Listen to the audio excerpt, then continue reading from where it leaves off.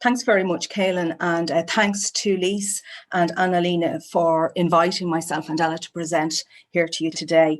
As Caelan has said, Della and I work on Born Digital pilot projects, collecting Born Digital archives, and with our colleague Maria Ryan, who's the library's web archivist. And it's really Della and Maria's work on web archives, which you're going to see a lot of today. This is the main library reading room, which you might have seen yesterday on our colleague Bridget's tour. The National Library of Ireland was established in 1877, and our mission is to collect, protect, and make available the recorded memory of Ireland for the benefit of the public. And our parent department is the catchily titled Department of Tourism, Culture, Arts, Gaeltacht, Sport and Media. And the President of Ireland, Michael D. Higgins, was actually the former minister of the department at one point in its previous past. In terms of resources, NLI has about 90 full-time equivalent staff serving the Republic of Ireland's population of about 5 million, just under 5 million. And with regard to relevant networks, the library is part of the Connell Network Group, which is the consortium of national and university libraries. It is a national public cultural institution. We're members of the International Internet Preservation Consortium and associate members of the DPC, the Digital Preservation Coalition. And this is our homepage, our window on the world. In terms of access, last year the library had over 280,000 research or exhibition visits, so physical visits to our sites, and over 20 million combined online interactions. And you'll see a number of different catalogues there in the centre, which include the web archive. Memory of Ireland, of course, held in the National Library's collections, is in both word and image, published and unique in physical and digital form. And the library's collections comprise the most outstanding collection of Irish documentary material in the world, offering an unparalleled record of Irish history and heritage. And we have three collecting strands: our published collections, our special collections, and our digital collections. And as Caelan has mentioned, our Digital Collections Department was formed in 2015. It is a mix of IT professionals, librarians and archivists, digital preservation specialists, and it carries out web archiving, Born Digital archives collecting, digitisation, digital provide all the IT services for the entire NLI estates and campus, whether that's the general ones or the library specific ones, such as our public catalogue, our digital repository, our library management system. So they have a lot on their plate there. In terms of policy, the need to collect digital is clear in the National Library's strategic plan. We're evolving our collecting practices to include new and diverse forms of content, protecting our physical and digital collections. And I think the strategic aims of trialling new forms of engagement and connecting people with the story of Ireland are really ones that come to mind when we think of the potential of AI and the opportunities afforded to us. And last year, the web celebrated its 30th birthday, a short time in comparison to other formats held by the library, such as the paper copy of Juno and the Paycock you saw, or the glass plate negative on the previous slide. But of course, we have to extend our collecting practices to include that, because as you know, the web is far more fragile than a piece of paper or a glass plate. Within 100 days, it can be lost to future users, whether they're political scientists, journalists, or genealogists. And the way to prevent that is through web archives, which is obviously a collection of websites preserved and gathered together for long-term access and use, so that they're not lost to future users. And in 2011, Ella initiated a pilot project to collect and preserve the political record of that year. That was a really important year. First of all, there was a general election, and then later in the year, there was the presidential election. So thanks to her work on that, we have these fresh faces preserved in our web archive. They're from 2011, the general election of that year. And since then, the web archive has grown into our main Born Digital collecting programme at the moment. And today there are over 2,000 websites openly available in our selective web archive, and many of those would have been captured multiple times. Our selective web archive is thematic and event-based. It includes sites at risk of loss, and the collecting is focused and responsive to major unfolding events, which is a particular challenge, of course. NLI works with our technical partner, and that is the Internet Archive, and we use the Archive at Service. So our collections include those on politics and referenda, as I mentioned, since 2011, social, cultural and creative life, central and local government and the public sector organisations.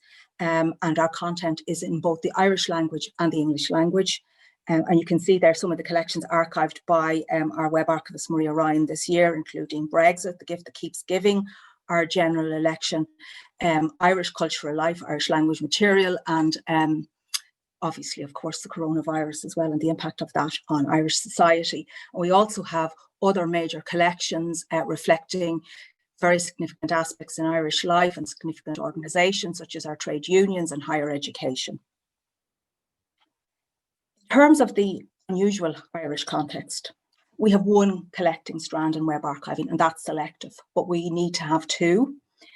Selective web archiving provides open, responsive, curated collections, but many national libraries, and Ailey has given you the picture there in Scotland, also carry out domain crawls, which preserve their national web space at scale, mainly or chiefly by using the country code and the top level domain. And you can see a profile of the country code for Ireland, which is .ie.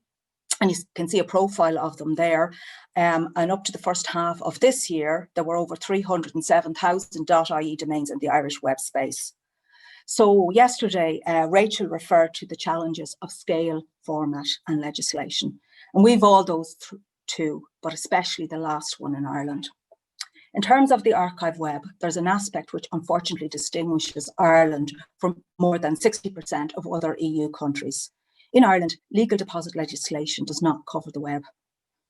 And just to recap on what legal deposit is, it's the statutory provision which obliges publishers to deposit their publications in named libraries, of which the National Library is usually one, and that facilitates the development of the national published archive. And the NLI has been a legal deposit library since 1927, and that legislation enables us to build our archive of publications for public benefit and provide those to the public.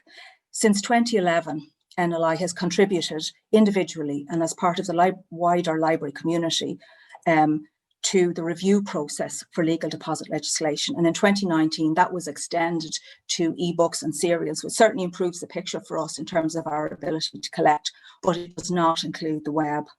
And that really seriously impairs our ability to collect and preserve the contemporary record of our country.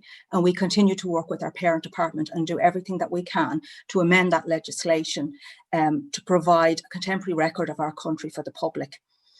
Because when we talk about access to web archives and the potential of AI, we can't talk about that if we don't have the content in the first place. But it is really important to remember that both selective and domain are two different things, and they offer different opportunities. They're not substitutes for one another. They have unique characteristics. So our selective web archive is continually developing, and its content is available for discovery and use. And in the ways that we are making that content available, you can see there on the left, this is the Archive It platform. So this offers a more traditional way into our collections. We're looking at General Election 2020 there, where you can see a scope note for the collection, an A to Z list. There's an opportunity for filtering on the results there and searching as well.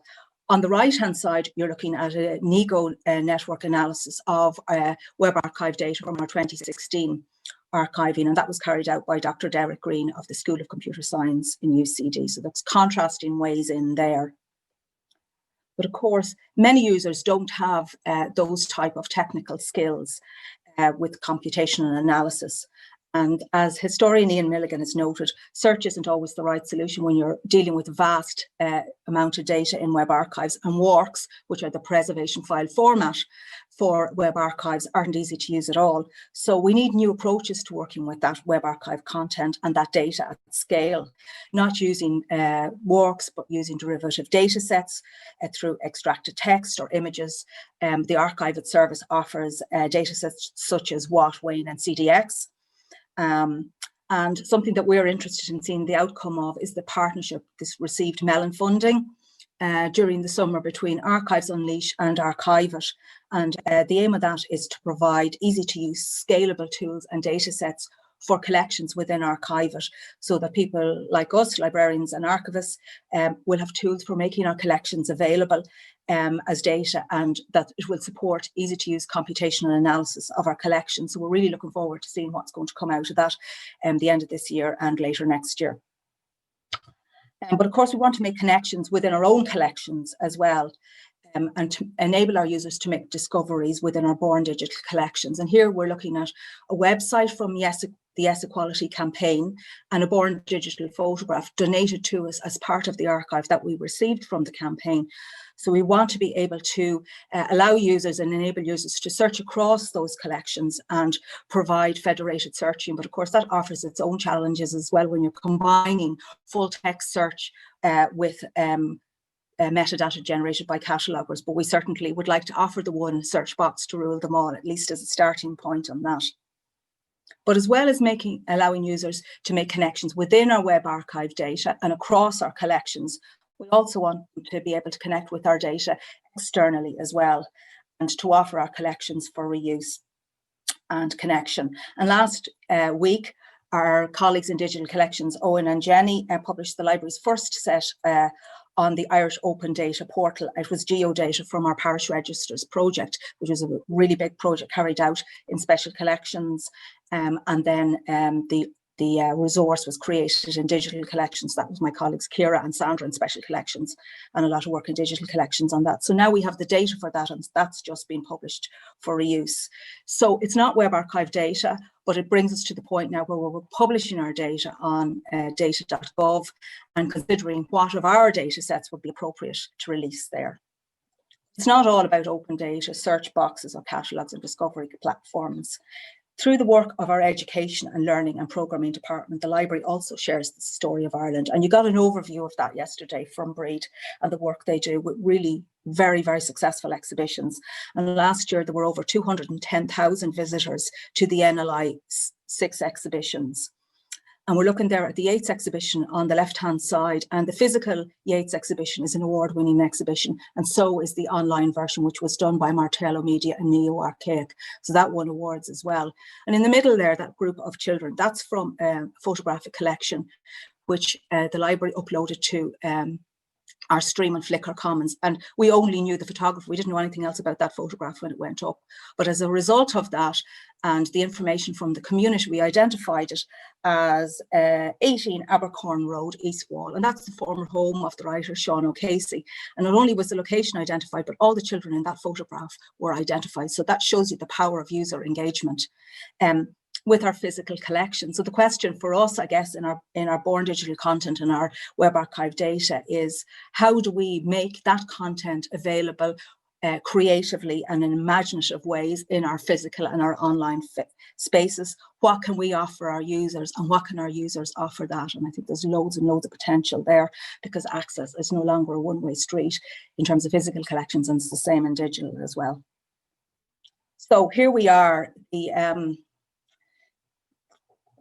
the seemingly unsurmountable mountains of data that Jane Winters refers to. I think that might be the Digital Collections Department down there on the right-hand side.